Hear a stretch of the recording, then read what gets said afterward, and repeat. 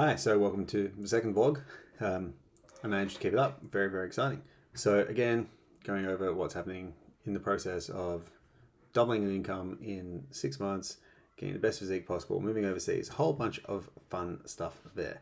So today, basically, day started off terribly, simply because my daughter had a terrible night's sleep. So quite often, one of the biggest things that I find when people have a terrible night's sleep is they let everything go down the drain. And I don't really believe in that being the best way of doing things. I believe energy is a resource that is quite infinite in its ability to be taken off. If we think of how much body fat we have, etc., we've had tons of energy available. So with that, I always look at, all right, cool, what are the main things that I can squeeze in into the time I have? What are the sacrifices I have to make? What are the things I may need to let go of? Of course, we needed to change multiple things today around due to the altered sleeping situation, which is the reality for the vast majority of parents. So if we can't do that ourselves as coaches in our own lives, in our own transformations, how can we expect our clients to? Okay, so with today, basically happened, took care of my daughter in the morning, had to do a whole bunch of stuff there. That was totally fine, no problems. Got to have a swimming lesson, really, really good fun. In terms of what happened with work, the first thing that we started off with was a coaching call where I lectured on the thyroid. And the thyroid is a really interesting endocrine gland. I believe it to be quite a reactive gland rather than a gland that, creates problems. It reacts to what you do. So if you abuse your body, your thyroid will act like it's been abused. If you treat your body well, your thyroid generally goes quite well in the absence of autoimmune conditions, etc. And I just posted on my Facebook about it. I got a really good question by one of my students, and Andrew, and he asked me, what do you do with clients who come in who will blame their thyroid automatically for their weight loss issues? Do you have a checklist that you go through? And I really, really appreciated this question, just because most people are looking for a protocol. They're looking for a way to solve that problem with a Band-Aid. And when he asked for a checklist, it was really good because it's kind of like the model that experts use when solving a problem. So if we use chess as an example, there are multitudes of books written on chess and the strategies involved with chess. I think there's one particular strategy that has a whole textbook written around just particularly that way of playing the game. And what happens with experts is they don't remember everything, but they remember patterns. They're able to chunk it together and work out all the different ways that these things can happen, and they remember past games, and that memory allows them to look like they have a photographic memory, but really they just have chunks of memory there, and it's organized really, really well. They recognize patterns, and the expert recognizes patterns. So the longer that someone does a particular task or activity, the more they recognize the patterns in that particular activity. So if we look at sport, the players who've had the longest careers, often the smartest players, of course, they recognize the patterns in the game.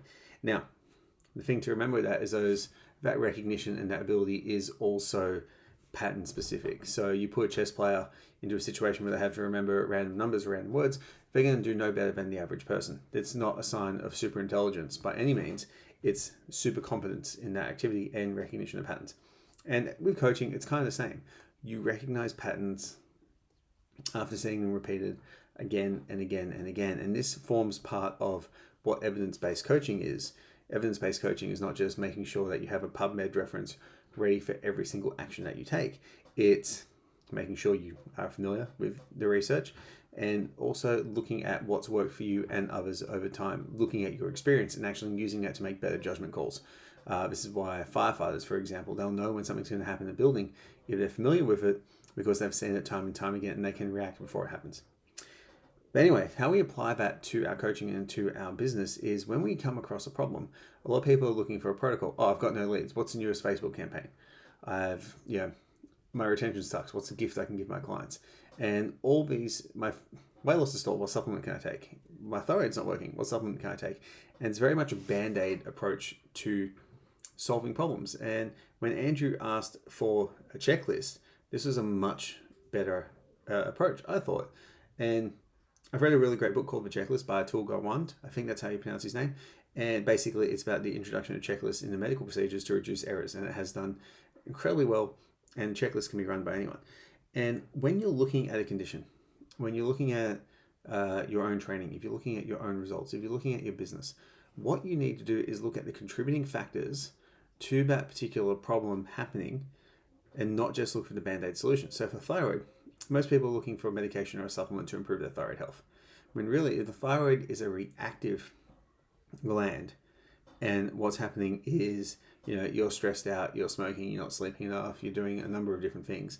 If your thyroid's slow because of that, that's why your thyroid's slow. So we need to identify the big rocks in terms of the physiology of any health condition, the big rocks in terms of the physiology of a person, okay, what a human actually needs to function at a higher level, and then use that in terms of solving our clients' problems, but also setting up for long-term success.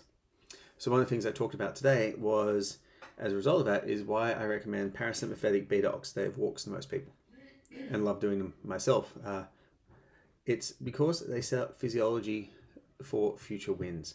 And this is something that so many evidence-based practitioners get wrong. They'll look at stuff that has a transient effect. So they'll put up a meme of someone sitting on the couch scratching himself saying, I'm in my fat burning zone now. And then they'll say, that's why aiming for the fat burning zone you work out is a bad idea, blah, blah, blah. That's really looking at for a straw when it's a far more powerful thing that you've got going on. So if you have a client who has poor parasympathetic beta oxidation, so poor ability to burn fats as a fuel, what happens from there is when they go into a diet, they struggle a lot more. So improving their ability to solve that problem, so basically burn fat as a fuel, you set them up for future success in their future dieting endeavors because they've got a better physiological profile to do that. This is where sauna people will say saunas are terrible and waste of time. Saunas can be very, very useful for multiple health conditions and for body composition because they improve physiology in the long term. So if you improve someone's physiology through parasympathetic beta oxidative walks or saunas or whatever it is, it's no different to improving someone's VO2 max. We would never argue that improving someone's VO2 max needs to be done systematically.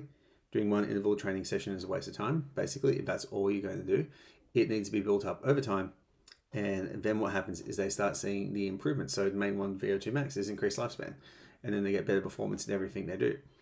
We can do this with multiple ways. So we understand the physiological levers of the pool for our clients' individual genetic proclivities and issues. We can do a far better job. And that was today's lecture, and that was very exciting.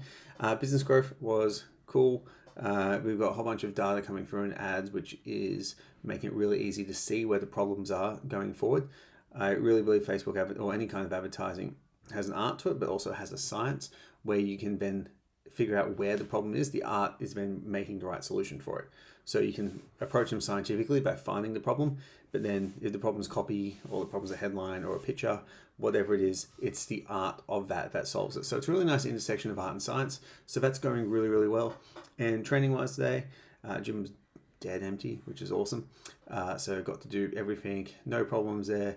Got some interval training in at the end, which is really important if you're going through a high-end body composition, because again, interval training in isolation won't burn that many more calories. Interval training in isolation will lead to higher levels of neuromuscular fatigue and higher levels of systematic fatigue. What it does, though, is makes us better at using glycogen. So in the long term, when I'm doing glycogen loading or glycogen depletion workouts, etc., I will have a better ability to do that. I also have a higher VO2 max, which means I can work at a higher capacity at a lower level of fueling, which is certainly something that's going to happen during the dieting process.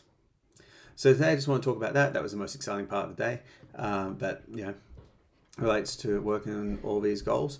So make sure you look at optimizing your physiology, looking at the entirety of the problem that you're looking at, and you're going to find you make a ton of better solutions. See you tomorrow.